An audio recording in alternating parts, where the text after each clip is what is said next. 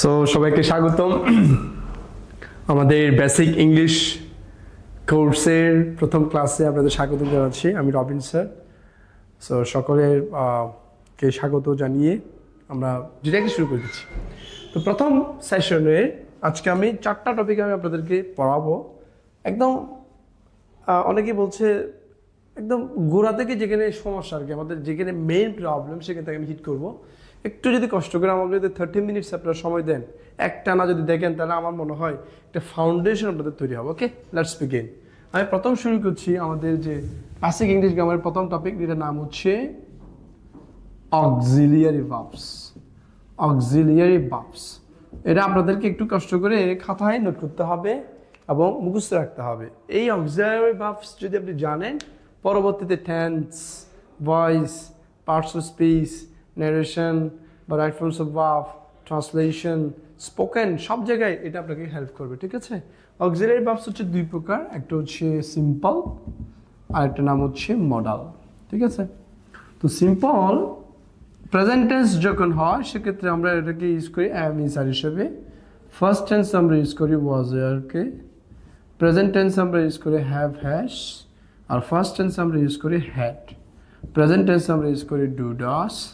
First tense আমরা use করি did. এটা হচ্ছে আপনার সিম্পল অক্সিলিয়ারি। আর মডাল হচ্ছে ক্যান, শ্যাল, উইল, মে, এগুলো হচ্ছে প্রেজেন্ট টেন্সে। আর ফার্স্ট টেন্সে ক্যান থেকে হবে কুড, শ্যাল থেকে হবে শুড, উইল থেকে হবে উড, মে থেকে হবে মাইট। আর যে কোনো টেন্সে আমরা কিছু মডাল ইউজ করতে পারি। একটা নাম হচ্ছে অট টু, একটা হচ্ছে নিড, একটা হচ্ছে ডেয়ার, একটা হচ্ছে মাস্ট। এগুলো হচ্ছে মডাল অক্সিলিয়ারি। তাহলে একবার একটু করে চোখ বুলিয়ে নিই আমরা। অক্সিলিয়ারি ভার্বস দুই প্রকার, একটা হচ্ছে সিম্পল আর একটা হচ্ছে মডাল। ঠিক আছে? তো সিম্পল কোনগুলো? এই যে অ্যাম, ইজ, আর, এগুলো আমরা সবসময় ইউজ করবো প্রেজেন্ট টেন্সে। I am a student, I am a teacher, Robin is teaching English, singular ক্ষেত্রে। আর ফার্স্ট টেন্সের ক্ষেত্রে আমরা ইউজ করবো ওয়াজ, ওয়্যার। প্রেজেন্ট টেন্স আমরা ইউজ করি হ্যাভ হ্যাশ প্রেজেন্ট টেন্সে। আর ফার্স্ট টেন্স ইউজ করি আমরা হ্যাড। প্রেজেন্ট টেন্স ইউজ করি আমরা ডু ডাস। আর ফার্স্ট ইউজ করি আমরা ডিড। এটাকে মুখস্থ হয়ে গেল। আমার একটা স্টুডেন্ট আছে, মুখস্থ বলে am is are, was were, have has had, do does did. Present past, present past, present past, foundation শেষ। এরপর হচ্ছে মডাল, এগুলো মুখস্থ যেতে হবে। Can, shall, will, may. তাহলে এই চারটা যদি আপনার মুখস্থ হয়, ফার্স্টগুলো আপনি জানবেন। ক্যান থেকে কুড, শ্যাল থেকে শুড, উইল থেকে উড, মে থেকে মাইট। ওকে, 8টা। এরপরে ought to, need, dare, must, এগুলোকে বলা হচ্ছে মডাল। আসলে যে মনে রাখবেন, মডালের পরে ভার্বের বেস ফর্ম হবে। ভার্বের বেস ফর্ম, মডালের পরে সবসময় ভার্বের বেস ফর্ম হবে। মডালের পরে সবসময় ভার্বের বেস ফর্ম হবে। এখন আপনাদেরকে আমি বেস ফর্মটা একটু শেখাবো। বেস ফর্মটা কীরকম বলছে, একটা ভার্বের অনেকগুলো রূপ থাকতে পারে। যেমন ডু থেকে ডিড হয়, ডু থেকে ডান হয়, ডু থেকে ডুইং হয়, ডু থেকে টু ডু হয়, ডু থেকে ডাজ হয়। কিন্তু মেইন ভার্ব কি হচ্ছে ডু, এটার নাম হচ্ছে বেস ফর্ম। তো সবসময় মনে রাখবেন, প্রত্যেকটা ভার্বে এরকম 5টা রূপ থাকবে। যতগুলো রূপ থাকবে তার যে মেইন ফর্ম, এটার নাম হচ্ছে বেস ফর্ম। এখানে ডু হচ্ছে বেস ফর্ম। যেমন আমি যদি গো দিয়ে বলি, গো থেকে ওয়েন্ট হয়, গো থেকে গন হয়, গো থেকে টু গো হয়, গো থেকে গোস হয়, গো থেকে গোয়িং হয়। কিন্তু বেস ফর্ম কোনটা? গো। তো আপনাকে মাথায় রাখতে হবে, এই মডালের পরে সবসময় পাবে ওই বেস ফর্ম যেটা আছে সেটা হবে। আমি বুঝতে পারছি? তাহলে মডাল অক্সিলিয়ারি ভার্বসের পরে সবসময় ভাবে কি ফর্ম হবে? Base form. ওকে, যেমন আমি একটা এক্সাম্পল দিচ্ছি আপনাদেরকে, পরীক্ষা কীভাবে আসবে বা আমরা কীভাবে এটা ইউজ করব। হি ক্যান কামস টুডে বলছে, এটা একটা রং সেন্টেন্স। কেন রং সেন্টেন্স? এখানে যেহেতু মডাল আছে ক্যান, এখানে কামস দেওয়া যাবে না, এটা বলেছি, এটা হবে come, base form. He should done the work, এটা বলেছে। কেন বলেছে? এই জায়গায় বলেছে যেহেতু শুড হচ্ছে মডাল, এটা ডান হবে না, এটা হবে ডু, বেস ফর্ম। তাহলে সারা জীবন মনে রাখতে হবে, মডাল অক্সিলিয়ারি যতগুলো আছে, ওই মডাল অক্সিলিয়ারি ভার্বের পরের ভার্ব সবসময় ভার্বের বেস ফর্ম হবে। বেস ফর্ম বেস ফর্ম মানে সেখানে সাথে কোনো কিছু থাকবে না, অ্যাজ বাই অ্যাজ থাকবে না, আইএনজি থাকবে না, টু থাকবে না, কিচ্ছু থাকবে না, জাস্ট মেইন ফর্ম বসবে। ওকে, তাহলে আমরা অক্সিলারি ভার্ব কভার করলাম। ওকে, নেক্সট আমরা যে টপিকটা আমরা পড়বো সেটা হচ্ছে পার্সন। আর একটা মজার ব্যাপার বলি, আমি কিন্তু এগুলো শিট যেহেতু আমি আপনাদেরকে প্রোভাইড করব, হার্ড কপি শিট আপনাদেরকে আমরা দিয়ে দিব, পিডিএফ করেও আমরা অনলাইনে দিয়ে গ্রুপে দিয়ে দিব। তো ক্লাসের সাথে সাথে যখন শিটগুলো পড়বেন একদম মুখস্থ হয়ে যাবে, ঠিক আছে? তবে আমি আপনাদের সাজেস্ট করব যদি লিখেন বেশি মনে থাকবে, লিখার চেষ্টা করবেন কাইন্ডলি। এরপর হচ্ছে পার্সন। পার্সন হচ্ছে 3 প্রকার, একটা হচ্ছে ফার্স্ট পার্সন, একটা সেকেন্ড পার্সন, একটা থার্ড পার্সন। দেখেন এগুলো কিন্তু সবাই জানে বেসিক, আমি জাস্ট আপনাদেরকে একটু গুছিয়ে দিচ্ছি। এভাবে আমরা ধাপে ধাপে ধাপে ধাপে সবগুলো টপিক আলোচনা করবো, তাতে আপনার একটা ফাউন্ডেশন তৈরি হবে, আপনি কনফিডেন্স পাবেন যে না এটা আমি পারি। যেমন পার্সন সবাই পারে, কিন্তু একটু ধরলে পারবো না, মানে গুছিয়ে বলতে পারবো না। সো ফার্স্ট পার্সন মানে হচ্ছে সিঙ্গুলারে বসে আমি, প্লুরাল হবে আমরা, আমি আমরা, আই, আর প্লুরাল হবে উই। সেকেন্ড হচ্ছে তুমি তোমরা, তুমি তোমরা। আর থার্ড পার্সন হচ্ছে পৃথিবীতে ফার্স্ট অ্যান্ড সেকেন্ড বাদে যতগুলো কি আছে, ফার্স্ট অ্যান্ড সেকেন্ড বাদে যতগুলো পার্সন আছে সবগুলোকে বলে থার্ড পার্সন। ছেলে হলে হি, মেয়ে হলে সি, বস্তু হলে ইট, আর প্লুরাল হলে হবে দে, প্লুরাল হলে হবে দে, ঠিক আছে? তাহলে এই যে তিনটা আছে, এই তিনটাকে বলা হয় সিঙ্গুলার, আর এই দুটোকে বলা হয় প্লুরাল,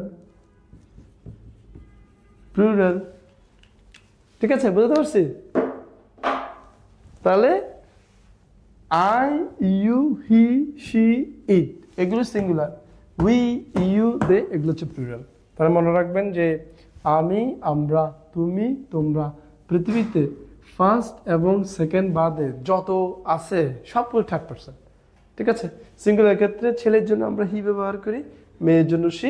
বস্তু যেমন বুক, পেন, স্টুডেন্ট, স্টুডেন্ট হবে না, সরি স্টুডেন্ট তো ব্যক্তি, মোবাইল, ল্যাপটপ, কম্পিউটার যা আছে সবগুলোর জন্য আমরা ইট। আর যদি প্লুরাল হয় দিয়ে দিব। তাহলে যখন পার্সন বলবে আপনাকে মাথায় রাখতে হবে পার্সন। ওকে, এই বাংলায় বলো পুরুষ, উত্তম পুরুষ, মধ্যম পুরুষ, নাম পুরুষ, আমি, আমরা, তুমি, তোমরা, আর বাদ বাকি যা আছে সব থার্ড পার্সন। ছেলে হলে হি, মেয়ে হলে সি, বস্তু হলে ইট, আর প্লুরাল বুঝে আমরা দে ব্যবহার করি। এ হচ্ছে পার্সন, ঠিক আছে? তো এখন যদি আপনাদের বলা হয় দ্য স্টুডেন্টস, তাহলে আপনাকে বুঝাতে হবে এটা থার্ড পার্সন। কেন থার্ড পার্সন? কারণ এটা ফার্স্ট ওরা সেকেন্ড ওরা থার্ড, কিন্তু এটা থার্ড পার্সন প্লুরাল। কেন প্লুরাল? এই যে students, but Robin, Robin does the work, এখানে এখানে রবিন থার্ড পার্সন, রবিনও থার্ড পার্সন, কিন্তু এটা সিঙ্গুলার। কারণ কি? কারণ কি? কারণ রবিন একজন, রবিন হচ্ছে একজন। তো লেসন হচ্ছে আপনাকে পার্সনগুলো চিনতে হবে, না হলে আপনি পরবর্তী যখন ইংলিশে সেন্টেন্স লিখবেন, টেন্স লিখবেন, রাইট পার্সন ভার্ব করবেন, তখন আপনার ভুল হয়ে যাবে। ওকে, তাহলে আমরা বুঝলাম ফার্স্ট পার্সন আমি, আমরা, তুমি, তোমরা, আর বাদ বাকি যা আছে পৃথিবী সব থার্ড পার্সন। ছেলে হলে হি, মেয়ে হলে সি, বস্তু হলে ইট, আর প্লুরাল হলে হবে দে, ঠিক আছে? আর উপরেরগুলো সব সিঙ্গুলার, এগুলো সব সিঙ্গুলার, আর নিচেগুলো সব প্লুরাল। ওকে, আশা করছি ধরতে পারছেন। আমি আবার বলছি, আমি শিট দিব, আর আপনাদেরকে একটু লিখতে হবে, একটু মনে রাখতে হবে, একটু মনে না থাকলে কিন্তু আপনি কষ্ট হয়ে যাবে। ওকে, নেক্সট নেক্সট হচ্ছে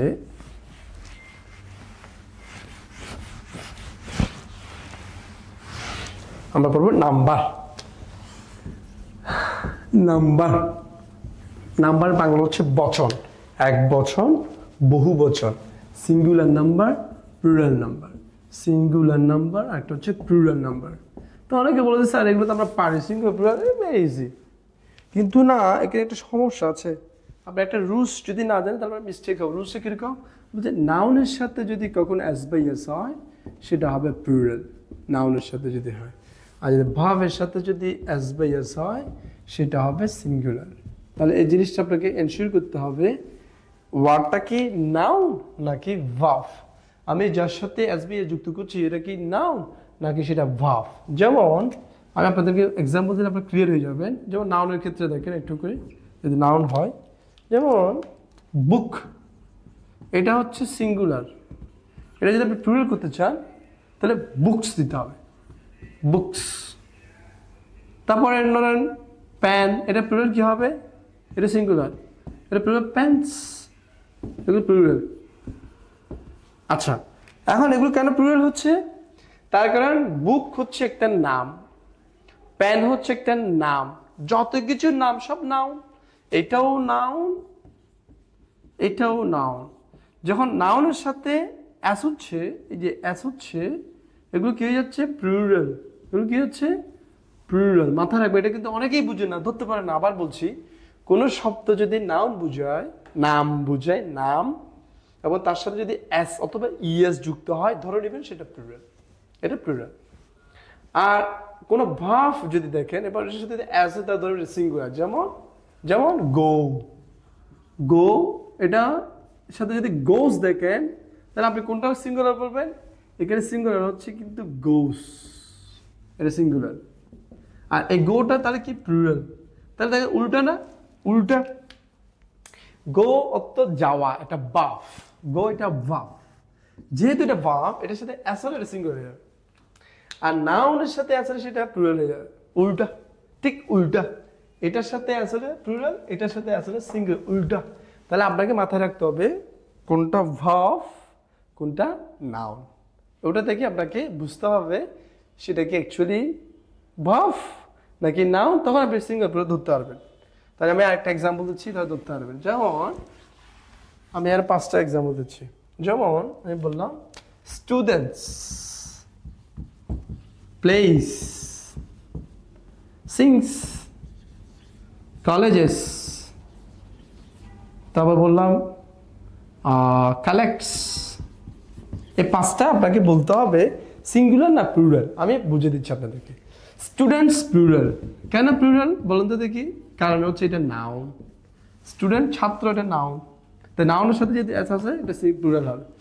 প্লেস অর্থ খেলা করা, এটা ভার্ব, এটা সিঙ্গুলার। কিভাবে বুঝছি যে সিঙ্গুলার? এটা ভার্ব। সিংস, এটাও সিঙ্গুলার। কেন সিঙ্গুলার? কারণ সিং অর্থ গান করা, এটাও ভার্ব। কলেজেস, এটা প্লুরাল। কেন প্লুরাল? এটা নাউন, এটা প্লুরাল, এটা নাউন, সেজন্য এটা প্লুরাল। কালেক্টস, সংগ্রহ করা, এটা ভার্ব।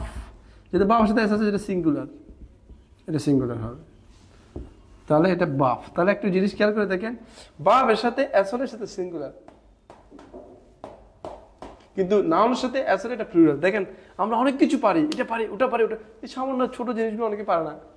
যেমন অনেকে লিখছে এরকম, আমি দেখাবো একটু পরে, রবিন গো, এটা ভুল। আবার দে গোস, এটাও ভুল। কেন? রবিন যেহেতু সিঙ্গুলার, একজন, ভার্বটাও সিঙ্গুলার হবে, সেটা গোস হবে। আবার দে যেহেতু প্লুরাল, ভার্বও প্লুরাল হবে, এখানে গোস হবে না, এটা গো হবে।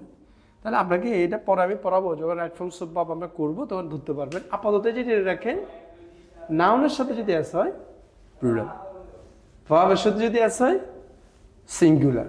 ঠিক আছে, এখন আপনাকে যেটা চিনতে হবে কোনটা ওয়ার্ডটা নাউন, কোন ওয়ার্ডটা ভার্ব। করতে করতে ধরতে পারবেন। আমি যখন পার্টস অফ স্পিচ করাবো আরো ইজি হয়ে যাবে।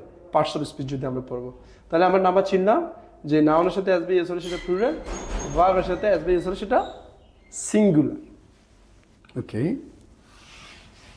এখন নাম্বারটা কিন্তু অনেক একটা বড় চ্যাপ্টার, এখানে অনেক ধরনের নাম্বার আছে, আবার কিছু আছে এক্সেপশনাল, সিঙ্গুলার, প্লুরাল। এটা একটু করে ফ্লেভার দিই। এটা আমি শিটে দিয়েছি, শিটে দিয়েছি কিরকম, এস বা ইএস ছাড়াও কি হইতে পারে?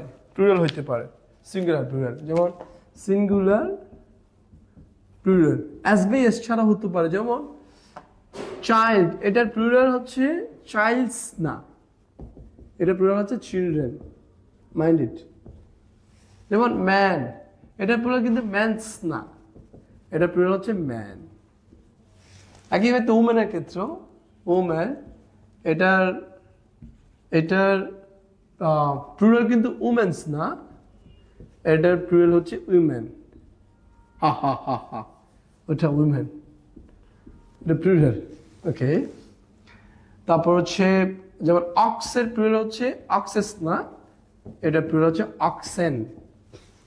মাউসের ক্ষেত্রে মাউসেস না, এটা মাউসেস হবে না, এটা প্লুরাল হচ্ছে মাইস। এগুলো কারেক্ট, ঠিক আছে। একেবারে লাউসের ক্ষেত্রে মাউস মানে হচ্ছে ইঁদুর, লাউস মানে উকুন, এটাও লাউজেস হবে না, এটা হবে লাইস, ঠিক আছে।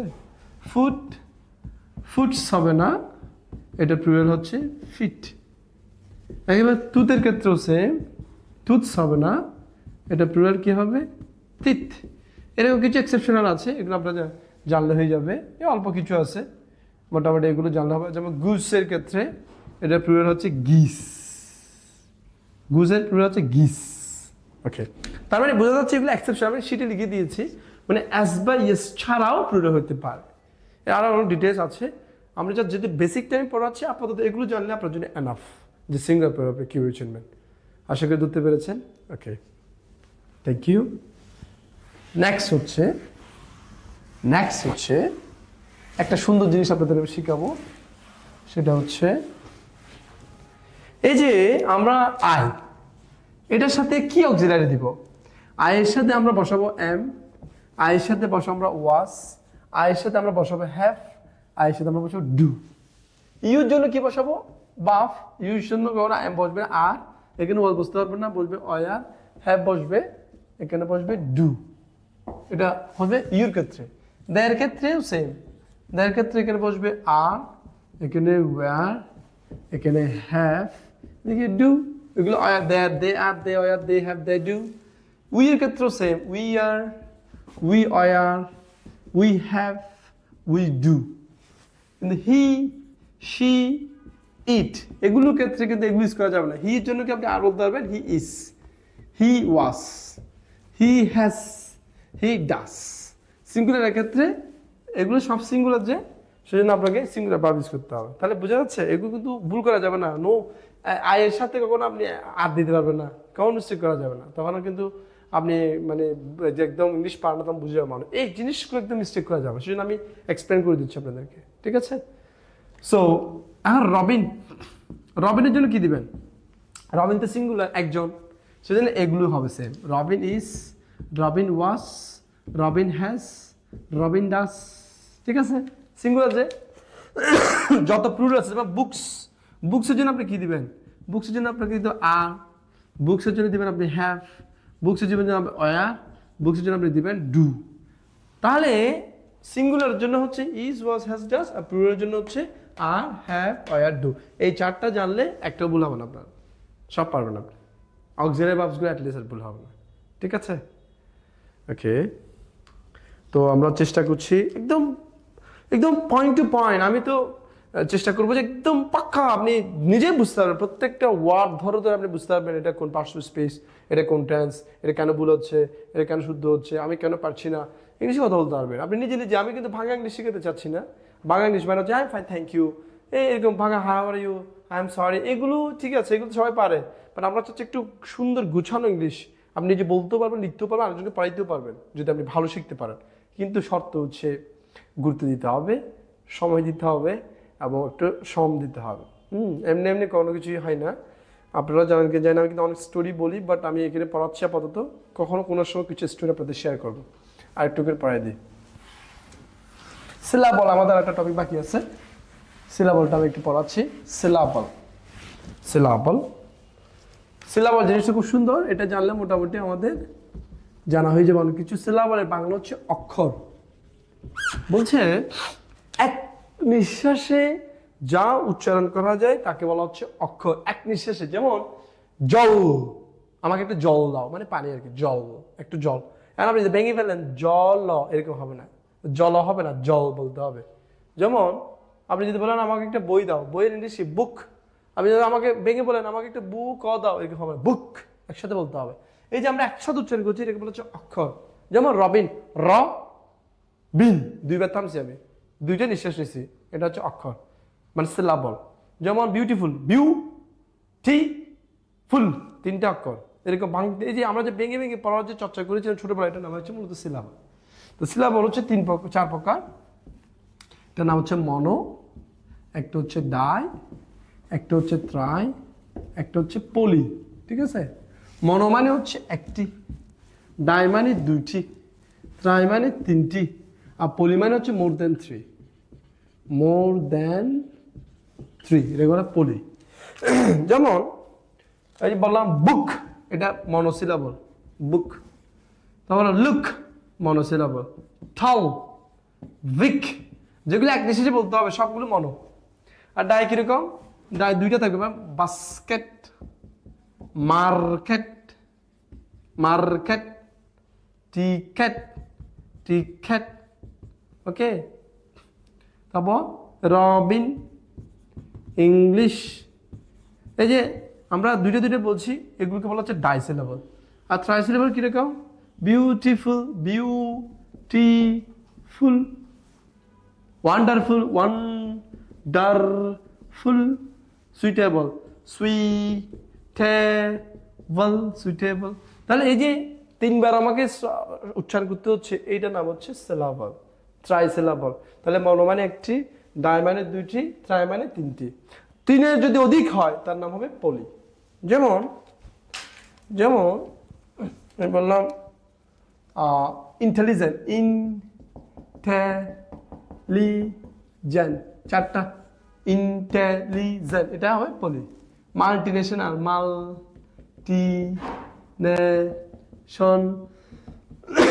মাল্টিনেশনাল, তাহলে এটা কি হবে? পলি। তাহলে যখন মোর দেন 3 হবে তখন তার নাম হবে পলি। ওকে, তাহলে আমরা এটা কি শিখলাম? এটা শিখলে কি লাভ হবে? আপনি যত ইংলিশে বড় বড় শব্দ পাবেন সব আপনি উচ্চারণ করতে পারবেন, যত বড়, আর ভয় পাবেন না। অনেকে যখন আমরা রিডিং পড়তে বলি বা রিডিং পড়ার জন্য রিকোয়েস্ট করি, ওরা ভয় পায়, মানে কঠিন শব্দ আসে আর উচ্চারণ করতে পারে না।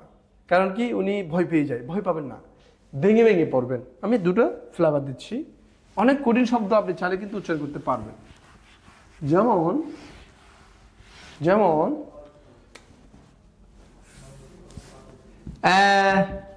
available, কত সুন্দর একটা available, available।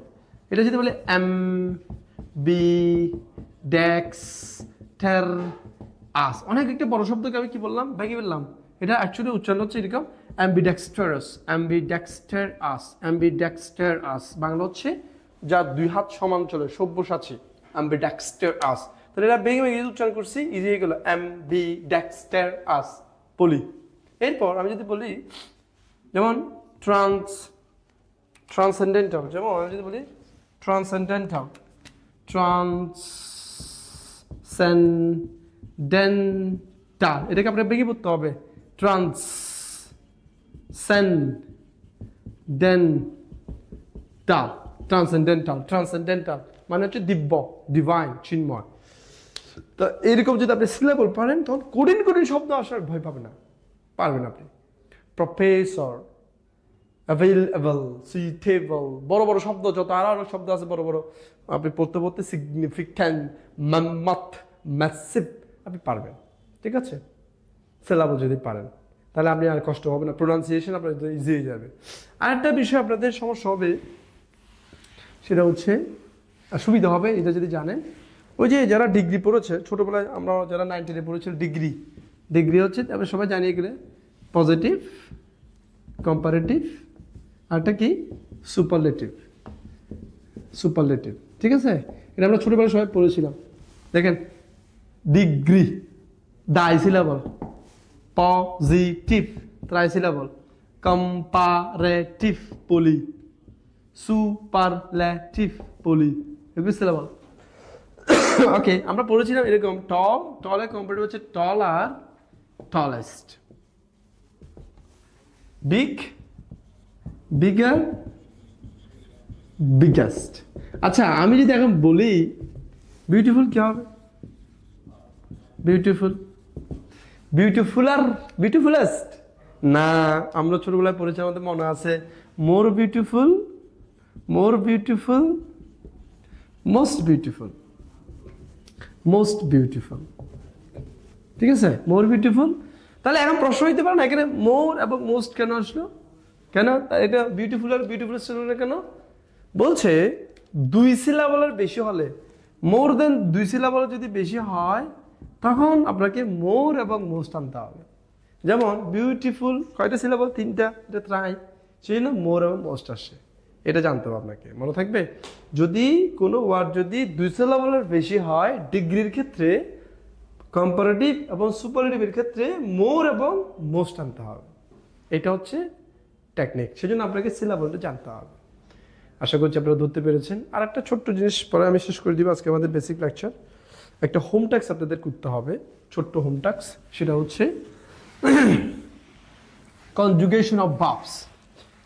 এটা আপনাদেরকে বাসায় চর্চা করতে হবে।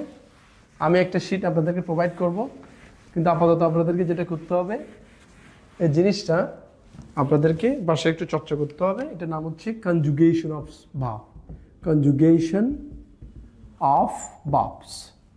আর আমি আপনাদেরকে একটু বলে রাখি, আমরা সব টপিক আলোচনা করব, পার্টস অফ স্পিচ, টেন্সের ব্যবহার, পার্টস অফ স্পিচের ব্যবহার, কীভাবে আইডেন্টিফাই করবো, right forms of verb, voice. যখন এই ডিটেলসগুলো যখন জানবো না, যেমন অনেকেই আবার একটু হঠাৎ করেই ইংলিশে কথা বলতে চায়, ফাইন, আমরা একটু রিকোয়েস্ট করবো দয়া করে একটু ভালো করে শিখে কথা বলবেন।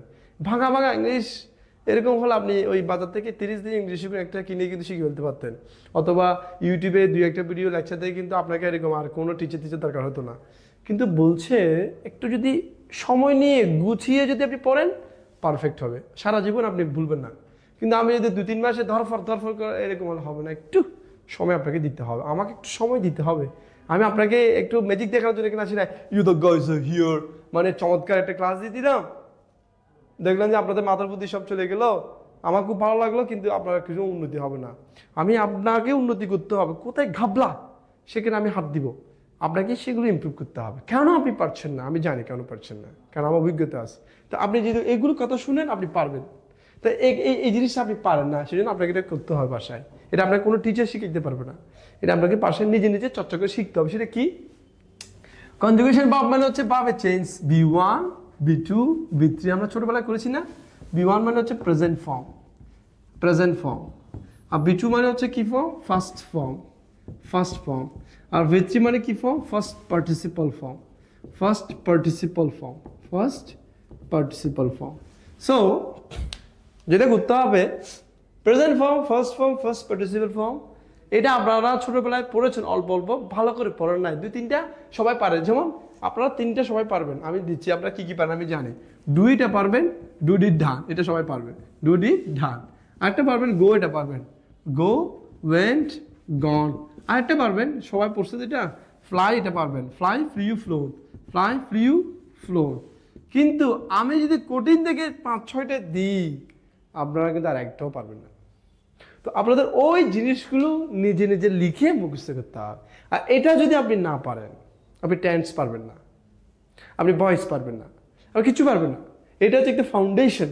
তো সেই জন্য আমি একটা লিস্ট আপনাদের যারা গ্রুপে আমার সাথে যুক্ত আছেন তাদেরকে দিয়ে দিব। আর যারা দূর দূরান্ত থেকে আমার ভিডিও দেখছেন বা দেখবেন, তারা কি করবেন, বই থেকে ইরেগুলার ভার্বস নামে একটা টপিক আছে, বা কনজুগেশন অফ ভার্বস, এই জিনিসগুলো আপনাকে মুখস্থ রাখতে হবে, ঠিক আছে? তো আমি সবাইকে অনুরোধ জানাবো, একটু আমার প্রতি বিশ্বাস রাখেন। দায়িত্ব যেহেতু আমরা নিয়েছি, আমাদের পুরো টিম কাজ করছে, আমরা আমাদের সর্বোচ্চ দিয়ে আপনাদেরকে হেল্প করব, কিন্তু অবহেলা করবেন না। এই যে আমি একটা কাজ দিলাম, এটা বাসায় আপনাকে চর্চা করতে হবে। নেক্সট ক্লাসে আমি এটার উপর কনজুগেশন অফ ভার্বস এবং আরেকটা কি ওই পার্সোনাল স্পেস, এটা নিয়ে আমি ক্লাস দিব, সেকেন্ড লেকচার। আশা করছি কালকে পরশু হবে, শুক্র শনিবারে, যখন একদম আমরা গ্রুপে বলে দিব। তো আপনারা এর মধ্যে এটা করে ফেলেন, নোট করে ফেলেন, এই জিনিসটা আমরা হচ্ছে একদম ক্লিয়ার হয়ে যাক, ঠিক আছে? প্রত্যেকটা ক্লাস রেকর্ডেড থাকবে, ডোন্ট ওয়ারি। আপনারা না বুঝলে আমাকে কোয়েরি করতে পারবেন, হোয়াটসঅ্যাপ নাম্বার আছে, হোয়াটসঅ্যাপ গ্রুপ আছে, যে কোনো প্রশ্ন আপনি নিঃসংকোচে করবেন, আর ডকুমেন্ট দিয়ে দিবে, হার্ড কপি দিয়ে দিবে, করতে পারবেন, কোনো ভয় নেই। তো সবার জন্য অনেক অনেক শুভকামনা, আপনারা ভালো থাকবেন। আর যেহেতু কোর্সটা করছেন, সামনে জানুয়ারি মাস 2025 সালে টার্গেট করে আমি ইংলিশটা শিখবই, এরকম যে টার্গেট করে তাহলে সে পারবে। Thank you all, thank you so much, thank you.